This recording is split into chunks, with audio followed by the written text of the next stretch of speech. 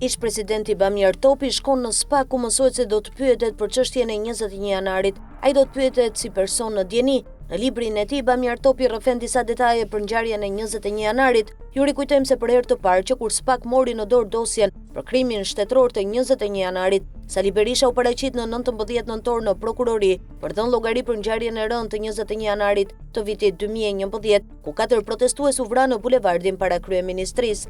SPAK i dërgoi 2 fletëthirrje në datat 3 dhe 7 nëntor. Pas refuzimit të së parës, SPAK ja dorëzoi të dytën në 3 adresa: Banes, Selin e PD dhe Kuvend, por sërish nuk pranoi asnjërin. Të tretës nuk ju shmang dot pasi u la në dorë nga SPAK, kur Berisha shkoi të hënën atje për aferën Partizani. Në fillim u caktuai premtja, por më pas u la të mërkurën pas pretendimit të Berishës se atë ditë do dilte jashtë vendit. Ditën e djeshme Berisha deklaroi se do të paraqitej në prokurori. Më herët për 21 janarin është thirrur për dhënë dëshminë e tij edhe ish-ministri i Brendshëm Lulzim Basha. Thirrja e Berishës vjen rreth një vit e gjysmë që kur SPAK mori në dorë dosjen për 4 vrasjet e protestuesve.